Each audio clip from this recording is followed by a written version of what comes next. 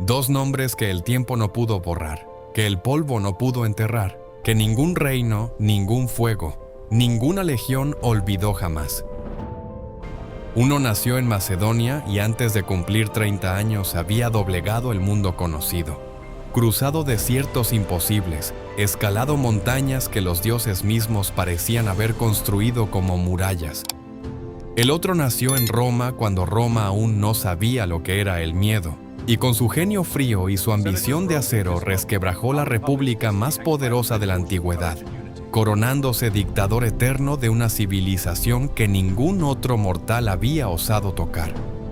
Alejandro Magno y Julio César, dos titanes que no se conocieron jamás, separados por 2 siglos de historia, pero eternamente encadenados por una sola pregunta que ningún libro ha podido responder con certeza absoluta. ¿Quién fue el mayor conquistador que jamás pisó la tierra? No se trata solo de contar batallas ganadas ni de medir kilómetros de territorio sometido a sangre y espada. Se trata de algo más profundo, más brutal, más eterno. Se trata de la naturaleza misma del poder, del liderazgo llevado al límite de lo humano, de la ambición que no conoce fronteras, ni dioses, ni muerte. Uno quiso ser un dios en vida y lo consiguió. El otro quiso ser la Roma eterna y casi lo logró, hasta que 23 puñaladas escribieron el final más dramático de la historia antigua. Hoy sus ejércitos se enfrentan de nuevo. Sus estrategias se miden. Sus legados se pesan en la balanza de la eternidad. Y al final de este duelo titánico, solo uno puede reclamar el trono del mayor conquistador que el mundo jamás conoció. 2300 años. Eso es lo que separa nuestro mundo del momento en que un joven macedonio de apenas 20 años tomó el trono de su padre asesinado. Miró hacia el horizonte y decidió que ese horizonte no era suficiente. 2300 años. Y el nombre de Alejandro Magno todavía resuena con una fuerza que ningún muro ha podido contener, que ningún tiempo ha podido erosionar. Porque Alejandro no fue simplemente un conquistador. Fue una fuerza de la naturaleza que barrió civilizaciones enteras como el viento barre la arena del desierto. Y luego está él, el otro titán, el romano de sangre patricia que comprendió que el poder verdadero no se hereda, se arranca. Julio César llegó tarde a la historia militar comparado con Alejandro, inició sus grandes campañas cuando ya superaba los 40 años, y aún así construyó un legado que sacudió los cimientos de Roma y del mundo occidental para siempre. 2 hombres, 2 eras distintas, una sola pregunta que el tiempo jamás ha podido silenciar. ¿Quién fue el mayor conquistador que jamás pisó la tierra? Empecemos por los números, porque los números nunca mienten aunque lo que revelan parezca imposible. Alejandro Magno conquistó en apenas 13 años un territorio que se extendía desde Macedonia hasta el noroeste de la India, cubriendo más de 5 millones de kilómetros cuadrados sometidos a su voluntad. Para dimensionarlo, estamos hablando de atravesar culturas radicalmente distintas, de someter al imperio persa, que era en ese momento la superpotencia más colosal del mundo conocido, de cruzar Egipto, de alcanzar Babilonia, de penetrar los territorios que hoy conocemos como Irán, Afganistán y Pakistán. Todo esto antes de cumplir 32 años, antes de que la muerte lo reclamara en Babilonia en el año 323 a.C. César, por su parte, no fue menos implacable en su labor de conquista, aunque su escala territorial fuera de otra naturaleza.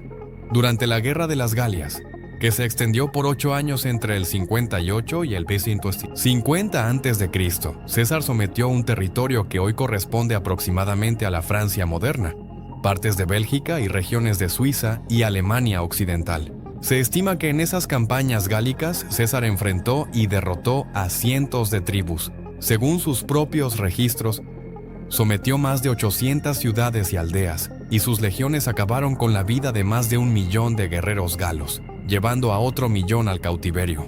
Las cifras son brutales, las cifras son cesarianas, pero el legado militar no se mide solo en kilómetros ni en cuerpos, se mide también en velocidad, en la capacidad de moverse más rápido que el miedo del enemigo. Y aquí es donde Alejandro se convierte en algo que roza lo sobrenatural. Su ejército, la falange macedonia combinada con la caballería de los compañeros, era una máquina de guerra diseñada para el movimiento. para el golpe quirúrgico, para el aplastamiento antes de que el rival pudiera reaccionar. Alejandro recorrió en sus campañas más de 32.000 kilómetros en total, cruzando terrenos que sus propios generales consideraban imposibles, desiertos ardientes, montañas cubiertas de hielo, ríos de corriente salvaje y junglas que consumían ejércitos enteros. César tenía una velocidad diferente, más calculada, más letal en su dimensión política y psicológica. Sus marchas militares eran legendarias en Roma. Se decía que sus legiones cubrían distancias que dejaban atónitos a sus enemigos, apareciendo en lugares donde nadie esperaba encontrarlos. Durante la Guerra Civil Romana, César desplazó sus ejércitos con una rapidez que desconcertó por completo a Pompeyo y a los optimates, cruzando el Rubicón en enero del año 49 a.C. y tomando Italia entera en cuestión de semanas sin librar casi una sola batalla campal. La velocidad como arma política, como golpe de terror psicológico antes de que sonara el primer escudo. Eso era César en estado puro. ¿Y las victorias? Alejandro no conoció la derrota en batalla campal durante toda su vida. Nunca, ni una sola vez el ejército macedonio fue aplastado bajo su mando directo, desde el Gránico hasta el Hidaspes. Cada enfrentamiento que Alejandro libró personalmente terminó con su victoria, muchas de ellas frente a fuerzas enormemente superiores en número. César tampoco conoció demasiadas derrotas en campo abierto. Sin embargo, en Gergovia fue rechazado por Vercingétorix con pérdidas considerables, una mancha en su historial que él mismo reconoció en sus comentarios sobre la Guerra de las Galias. La diferencia es sutil pero devastadora. Alejandro fue invicto. César fue casi invicto. El legado militar de ambos titanes es oceánico, inabarcable, de una magnitud que aplasta cualquier comparación con cualquier otro general de la historia antigua. Pero medir kilómetros y victorias no alcanza para coronar al mayor conquistador de todos los tiempos. Para eso hay que entrar donde el acero habla más fuerte que los mapas, donde el genio táctico se escribe con sangre y donde los dioses mismos contienen el aliento. ¿Cómo ganaba Alejandro cuando el mundo entero se le venía encima? ¿Cómo construía César la victoria cuando la derrota parecía inevitable? La respuesta está en el campo de batalla. Hay batallas que no son simplemente batallas. Hay enfrentamientos que trascienden el campo de guerra, que se convierten en declaraciones filosóficas sobre la naturaleza del poder, sobre los límites de la mente humana cuando se pone al servicio absoluto de la victoria. Gaugamela y Alesia son esas batallas, dos escenarios separados por 2 siglos y miles de kilómetros, pero unidos por una misma verdad devastadora, que el genio militar no se mide en el número de lanzas que empuñas, sino en cómo usas el espacio, el tiempo y el miedo del enemigo como armas tan letales como cualquier espada. Era el año 331 a.C. Alejandro había cruzado el imperio persa como un incendio cruza un campo seco, quemando todo lo que Darío III había construido. Pero Darío no estaba dispuesto a rendirse sin un último golpe definitivo. En las llanuras de Gaugamela, en lo que hoy es el norte de Irak, el rey persa reunió un ejército que las fuentes antiguas calculan entre 250.000 y 1.000.000 de soldados, aunque los historiadores modernos estiman cifras más conservadoras que aún así superan con creces las fuerzas macedonias. Frente a ellos, Alejandro contaba con aproximadamente 47.000 hombres. La desproporción era tan brutal que cualquier general ordinario habría retrocedido. Alejandro sonrió. Lo que diseñó Alejandro esa noche antes de la batalla es uno de los ejercicios de inteligencia táctica más extraordinarios que la historia militar haya registrado jamás. Comprendió que la fortaleza numérica de Darío era también su debilidad. Un ejército tan descomunal es difícil de maniobrar, de coordinar, de doblar sin que se rompa en algún punto. Alejandro no intentó enfrentar esa masa frontal, la sedujo. Lanzó la caballería hacia el flanco derecho con una velocidad calculada para arrastrar al ala izquierda persa lejos de su posición, creando un hueco en la línea enemiga. Un hueco pequeño, un hueco invisible para cualquier ojo que no fuera el suyo. Y por ese hueco, Alejandro cargó personalmente con la caballería de los compañeros como un rayo que parte una montaña por la mitad, apuntando directamente hacia donde estaba Darío. El rey persa huyó. El ejército más grande del mundo conocido se desintegró como arcilla bajo la lluvia cuando su cabeza fue cortada, de un tajo táctico. Gaugamela no fue una victoria de fuerza bruta, fue una victoria de arquitectura mental, de anticipación sobrehumana, de una audacia tan extrema que rozaba la locura y terminaba siendo genialidad pura. Alejandro leyó el campo de batalla como otros hombres leen un texto sagrado, y su lectura fue perfecta, absoluta, sin margen de error. Ahora cambia el escenario. Ahora es el año 52 a.C., y en las colinas de la Galia Central, cerca de lo que hoy conocemos como la región de Borgoña en Francia, Julio César enfrenta el desafío más brutal de su carrera militar. Vercingétorix, el caudillo arverno que logró lo que ningún galo había conseguido antes, unificar a las tribus galas bajo una sola bandera de resistencia, se ha encerrado con 80.000 guerreros en la ciudad fortificada de Alesia, en lo alto de una colina inexpugnable. Cualquier general sensato habría optado por el asedio clásico y esperar. César hizo algo que desafía la razón. Construyó dos murallas simultáneas, una de 17 kilómetros de circunferencia hacia adentro para encerrar a Vercingétorix y sus 80.000 guerreros, otra de 21 kilómetros de circunferencia hacia afuera para protegerse del ejército de rescate galo de 250.000 hombres que ya marchaba hacia Alesia.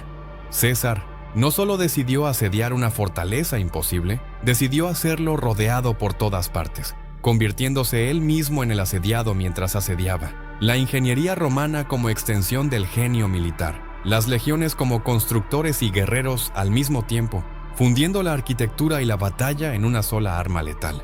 Cuando el ejército de rescate galo llegó y atacó desde afuera, mientras Vercingétorix atacaba desde adentro, César combatió en dos frentes con una sangre fría que sus propios soldados describieron como sobrenatural. Envió refuerzos a los puntos críticos con una precisión milimétrica, tomó decisiones en fracciones de segundo que salvaron murallas enteras de derrumbarse, e incluso entró personalmente al combate para sostener el ánimo de sus legionarios en el momento más oscuro del asedio.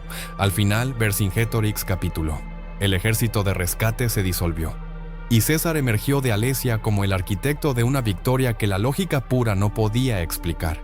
Si eres de los que sienten que la historia es el relato más épico que jamás se ha escrito, este es tu lugar. Suscríbete a Gladus Historia y únete a una legión de apasionados que no se conforman con la versión abreviada del pasado. Aquí la historia no se recita, se vive, se siente y ruge con acero y leyenda. ¿Cuál de los dos fue el genio táctico superior? Gaugamela fue un golpe de bisturí, velocidad, precisión, audacia que parece tocar lo divino. Alesia fue una sinfonía de ingeniería, voluntad y control bajo una presión que habría quebrado a cualquier otro ser humano. Alejandro dominó el caos convirtiéndolo en orden en cuestión de segundos. César dominó lo imposible construyendo orden donde el caos era absoluto. Dos filosofías de guerra distintas, dos mentes que operaban en frecuencias que el resto de la humanidad no podía ni imaginar. Pero ganar batallas es solo la mitad del poder. La otra mitad vive en los corazones de los hombres que te siguen hasta el fin del mundo. Hay una pregunta que los historiadores llevan siglos intentando responder y que ningún libro ha podido resolver del todo. ¿Qué hace que un hombre común esté dispuesto a morir por otro? No por su familia, no por su tierra, no por su Dios, por otro hombre, por su nombre, por su sola presencia en el campo de batalla. Alejandro Magno y Julio César no fueron únicamente genios militares, fueron fuerzas gravitacionales que doblaban la voluntad de los hombres a su alrededor como un astro masivo dobla la luz a su paso. Entender su liderazgo es entender algo más profundo que la táctica o la política, es entender el misterio del poder humano en su forma más pura y más peligrosa. Alejandro construyó su liderazgo sobre una base que ningún general antes que él había utilizado con tanta maestría. La identificación total con sus soldados. No ordenaba desde la retaguardia. No contemplaba la batalla desde una colina segura mientras sus hombres morían en el barro. Alejandro combatía en la primera línea, con su capa de púrpura ondeando como una bandera viviente, convirtiéndose en el blanco más visible del campo de batalla para que sus hombres supieran siempre dónde estaba su rey. Fue herido en múltiples ocasiones, una flecha le perforó el pulmón en la campaña contra los malios. Y aún así siguió combatiendo. Sus soldados no lo seguían por obligación, lo seguían porque él era el primero en sangrar. Pero la relación de Alejandro con sus hombres era también profundamente personal, íntima en la medida en que un rey puede serlo con un ejército. Se dice que conocía por nombre a decenas de sus veteranos, que recordaba sus hazañas individuales, que visitaba a los heridos antes que a cualquier otro. Cuando murió su amigo más cercano, Hefestión, Alejandro cayó en un duelo tan devastador que muchos de sus generales temieron que el rey perdiera la razón. Ese nivel de emoción compartida, esa capacidad de amar y sufrir junto a sus hombres, era lo que transformaba a simples soldados macedonios en guerreros dispuestos a cruzar el fin del mundo conocido por seguir a su rey hasta el último rincón de la tierra. César operaba con una alquimia diferente, igualmente poderosa, pero construida con materiales distintos. Donde Alejandro encendía la devoción casi religiosa, César cultivaba la lealtad a través de la generosidad calculada, el reconocimiento público de los méritos individuales y una capacidad extraordinaria para hacer sentir a cada legionario que era pieza indispensable de algo más grande que él mismo. César pagaba bien, recompensaba la valentía con tierras y honores, y cuando sus legiones pasaban hambre o frío, él pasaba hambre y frío con ellas. Sus hombres lo llamaban padre, y no era un título ceremonial, era una declaración de lealtad que iba más allá del contrato militar. Pero el liderazgo de César tenía una dimensión que Alejandro jamás necesitó desarrollar con la misma urgencia, la dimensión política. Alejandro heredó un reino y lo expandió. César tuvo que construir su poder dentro de un sistema republicano diseñado específicamente para impedir que un solo hombre acumulara demasiada influencia. Roma tenía cónsules, senadores, tribunos, vetos, elecciones. Una arquitectura institucional que durante siglos había mantenido el poder fragmentado y equilibrado. César desmanteló esa arquitectura pieza por pieza, con una paciencia y una inteligencia política que no tiene paralelo en la historia antigua. La alianza con Pompeyo y Craso, el llamado primer triunvirato, fue solo el primer movimiento de un juego de ajedrez que César jugaba varios pasos por delante de todos sus rivales. La ambición política de Alejandro era de otra naturaleza, más directa, más mítica, más cercana a la teología que a la estrategia institucional. Alejandro no solo quería conquistar, quería ser reconocido como un dios en vida. Adoptó las vestimentas y los rituales del rey persa tras la derrota de Darío. Incorporó la prosquinesis, la reverencia física que los orientales hacían ante su monarca divino, y exigió que se le rindiera ese mismo culto. Esto generó tensiones profundas con sus generales macedonios, criados en la tradición griega de que ningún hombre podía ser considerado un dios mientras aún respiraba. La dualidad de Alejandro como rey-dios era su gloria y su fractura más profunda al mismo tiempo. César, por su parte, fue proclamado dictador perpetuo en el año 40 y antes de Cristo, un título sin precedentes en la historia romana que equivalía en la práctica a una monarquía de facto. Sabía que la palabra rey, rex en latín, era una maldición política en Roma desde la expulsión de los tarquinos siglos atrás. Nunca tomó ese título, pero acumuló los poderes de un rey absoluto disfrazados bajo nomenclatura republicana, con una habilidad para manipular las formas sin alterar la sustancia que lo convierte en uno de los operadores políticos más sofisticados de toda la historia humana. Su asesinato en los idus de marzo del año 40 y antes de Cristo fue precisamente la respuesta de quienes vieron en ese poder sin límites la muerte de la república que habían jurado proteger. Alejandro murió sin heredero claro, y su imperio se fragmentó en cuestión de años entre sus generales, los diádocos, como un cristal que cae al suelo y se hace 1000 pedazos. César murió sin haber consolidado plenamente su nuevo orden, pero había sembrado las semillas del imperio romano, que su sobrino nieto Augusto recostaría décadas después sobre los cimientos o los cimientos que el dictador perpetuo había construido con su sangre y su genio. Dos maneras de ejercer el poder máximo. Dos maneras distintas de encender la lealtad de los hombres y doblar el mundo a la propia voluntad. Pero ¿cuál de los dos dejó una huella más profunda en la civilización humana? Para responder esa pregunta hay que ir más allá de las batallas y los tronos, y medir lo que cada uno construyó para la eternidad. Hay legados que duran décadas, hay legados que duran siglos, y luego hay legados que duran milenios, que se incrustan en la carne misma de la civilización humana con tanta fuerza que resulta imposible imaginar el mundo sin ellos. Alejandro Magno y Julio César pertenecen a esa categoría más rara, más devastadora y más eterna. Sus nombres no son solo nombres, son arquitecturas completas de pensamiento, de cultura y de poder que siguen dando forma al mundo que habitamos hoy. Alejandro dejó al mundo el helenismo, y eso solo ya es una hazaña que ningún conquistador antes o después pudo igualar. Cuando sus ejércitos barrieron el oriente, no solo llevaron la espada, llevaron la lengua griega, la filosofía, la arquitectura, el teatro y la ciencia. En los territorios que conquistó fundó más de 20 ciudades que llevaron su nombre, siendo Alejandría en Egipto la más gloriosa de todas, convertida en el centro intelectual más brillante del mundo antiguo durante siglos. La mezcla que produjo entre la cultura griega y las civilizaciones orientales creó una koiné cultural que permitió que las ideas viajaran desde Grecia hasta la India y viceversa, abriendo rutas del conocimiento que antes eran muros infranqueables. César, por su parte, dejó algo aún más duradero en sus estructuras: el molde del poder occidental. Su asesinato no borró su legado, sino que lo multiplicó de una manera que ni sus propios asesinos pudieron prever, porque Augusto, su heredero político, construyó el Imperio Romano sobre los cimientos que César había trazado con su sangre y su genio. Ese Imperio Romano forjó durante casi 5 siglos la lengua, el derecho, la ingeniería, la administración y la concepción misma del Estado que Europa y el mundo occidental heredarían en los siglos siguientes.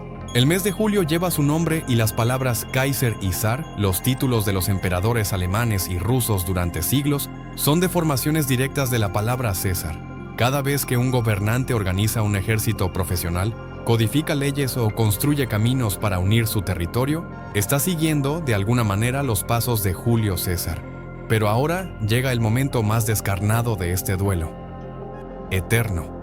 La pregunta que ningún historiador puede responder con certeza absoluta, pero que todos sienten la urgencia irresistible de intentar. ¿Qué habría ocurrido si el ejército de Alejandro Magno y las legiones de Julio César se hubieran encontrado en el mismo campo de batalla? Imagina la escena. La falange macedonia, un muro de lanzas de 6 metros de longitud llamada zarizas, avanzando como una pared de acero que todo lo aplasta, flanqueada por la caballería de los compañeros, los mejores jinetes del mundo antiguo, lista para el golpe de gracia definitivo. Frente a ellos, las legiones romanas, organizadas en manípulos flexibles, cada soldado entrenado para reaccionar ante cualquier situación con una disciplina que era en sí misma un arma, protegidos por el escudo rectangular llamado scutum y listos para lanzar el pilum, el venablo diseñado para inutilizar las defensas del enemigo antes del combate cuerpo a cuerpo. La falange macedonia era devastadora en terreno abierto y plano, donde sus zarizas creaban una barrera imposible de penetrar frontalmente, pero era vulnerable en los flancos y en terreno irregular, donde su formación rígida perdía cohesión y se volvía difícil de coordinar. Las legiones romanas eran exactamente lo contrario, diseñadas para la flexibilidad, capaces de adaptarse a cualquier terreno, entrenadas para dividirse y reagruparse con una velocidad casi imposible de contrarrestar. César, además, construiría fortificaciones de campaña en cuestión de horas, convirtiendo el campo de batalla en un laberinto de ventajas ingenieriles antes de que se lanzara la primera lanza. Sin embargo, Alejandro poseía algo que ninguna ingeniería podía compensar. La carga de la caballería de los compañeros era el arma táctica más letal de la antigüedad, capaz de romper cualquier formación con una velocidad y una potencia que las legiones romanas jamás habían enfrentado en esa escala. El veredicto hipotético es este: si ambos ejércitos combatieran en campo abierto y en igualdad de condiciones numéricas, la superioridad de Alejandro en caballería podría ser decisiva en las primeras horas del choque, desgarrando los flancos romanos antes de que César pudiera reorganizar sus líneas. Pero si César lograra usar el terreno, construir sus defensas y forzar un asedio prolongado, la resistencia y la ingeniería romana terminarían por erosionar incluso a los mejores jinetes del mundo conocido. Sería la batalla más extraordinaria que la antigüedad jamás hubiera presenciado. El arte del golpe de rayo contra el arte de la fortaleza inamovible. No habría ganador fácil, no habría victoria rápida. Y ese empate hipotético en el campo de batalla es, en sí mismo, la respuesta más honesta que podemos dar sobre dos mentes que operaban en un nivel que la humanidad no ha vuelto a ver. Entonces, ¿quién fue el mayor conquistador? En términos de velocidad, extensión territorial y genio táctico puro, Alejandro Magno no tiene rival en la historia humana. Conquistó más en menos tiempo que ningún otro ser humano que haya existido, y lo hizo sin conocer jamás la derrota en batalla campal. Pero en términos de legado civilizacional, de impacto duradero en las estructuras que moldearon el mundo moderno, César y el imperio que su visión hizo posible transformaron la historia de la humanidad de una manera más profunda y más permanente. Alejandro fue el rayo que iluminó el mundo en un instante cegador y eterno. César fue la corriente que nunca dejó de fluir. Dos formas distintas de inmortalidad. Dos nombres que el tiempo no pudo borrar, que ningún polvo enterró, que ningún olvido reclamó jamás, porque la historia ruge con acero y leyenda, y mientras exista alguien dispuesto a escucharla, Alejandro y César seguirán siendo eternos.